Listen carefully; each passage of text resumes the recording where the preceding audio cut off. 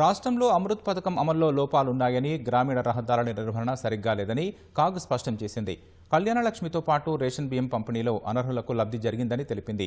భూసేకరణ, అనుమతులు లేకుండా మొడికుంట వాగు పనులు చేపట్టడంతో లక్ష్యం నెరవేరలేదన్న కాగ్, చిన్నసుద్ద వాగు ప్రాజెక్టు ఫలితాలు అందక చేసిన వ్యయం వృధాగా మిగిలిందని పేర్కొంది. టీజీఐఏసీ ప్రాజెక్టులోని లోపాలు, సమస్యలను ఎత్తి చూపింది. భూసేకరణలో జాప్యం జరిగిందని, భూకేటాయింపులు పరిధికి మించి జరిగాయన్న కాగ్, పరిశ్రమలు ప్రారంభించని వారి నుంచి భూములు వెనక్కు తీసుకోలేదని ఆక్షేపించింది.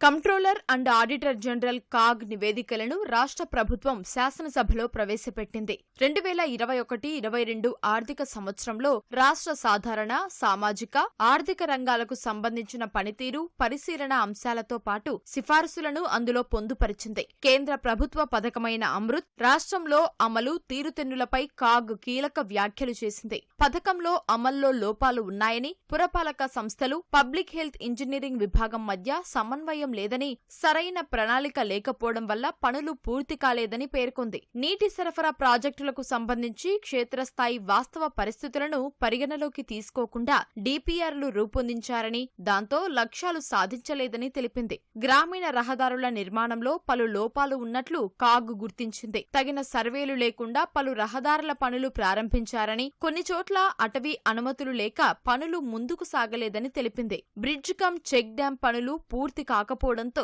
8 ఏళ్లు గడిచినప్పటికీ కొన్ని గ్రామాలకు రోడ్ల కనెక్టివిటీ సాధ్యం కాలేదని, పనుల్లో ప్రణాళికా లోపాన్ని ఇది సూచిస్తోందని పేర్కొంది. కళ్యాణలక్ష్మి పథకంలో నిజమైన లబ్ధిదారులు గుర్తించేందుకు అనర్హులకు లబ్ధి జరగకుండా చూసేలా సరైన వ్యవస్థ, డేటా తనిఖీకి తగిన విధానం లేదని తెలిపింది. ఫలితంగా చిన్న వయసు ఉన్నవారికి, ఆదాయం ఎక్కువ ఉన్నవారికి కూడా లబ్ధి జరుగుతోందని, అర్హత లేని వారికి 55 కోట్లకు పైగా చెల్లింపులు చేశారని ఆక్షేపించింది. ప్రజా పంపిణీ వ్యవస్థ ద్వారా చేసే రేషన్ బియ్యం పంపిణీలో అక్రమాలు చోటు చేసుకున్నాయని కాగ్ గుర్తించింది. సరైన పరిశీలన, తనిఖీ వ్యవస్థ లేకపోవడం 83,000కు పైగా అర్హత లేని, మరణించిన వారికి 135 కోట్ల రూపాయలకు పైగా విలువైన బియ్యం పంపిణీ అయినట్లు పేర్కొంది. మొడికుంటవాగు ప్రాజెక్టు విషయంలో కాంట్రాక్టు సంస్థకు పని అప్పగించడంతో పాటు మొబిలైజేషన్ అడ్వాన్స్ ఇచ్చినప్పటికీ భూసేకరణ ప్రక్రియ పూర్తి చేయలేదని, అటవీ అనుమతులు కూడా పొందలేదని కాగ్ పేర్కొంది. మొబిలైజేషన్ అడ్వాన్స్ పై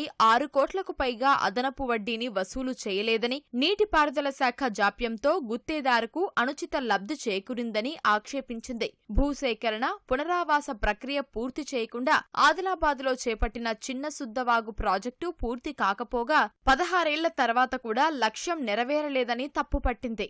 రాష్ట్ర పారిశ్రామిక మౌలిక సదుపాయాల అభివృద్ధి సంస్థ టీజీఐఐసీ ద్వారా చేపట్టిన ప్రాజెక్టులోని సమస్యలను కాగ్ ఎత్తి చూపింది.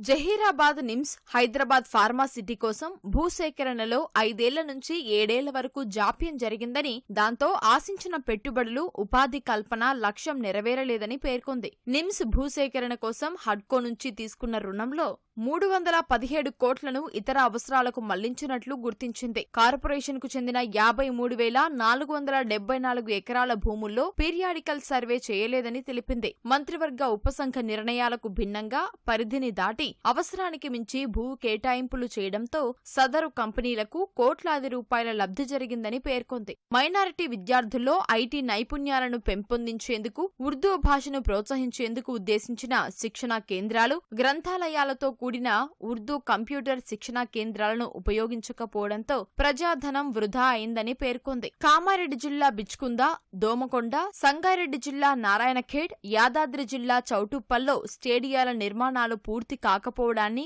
కాగ్ తప్పుపట్టింది.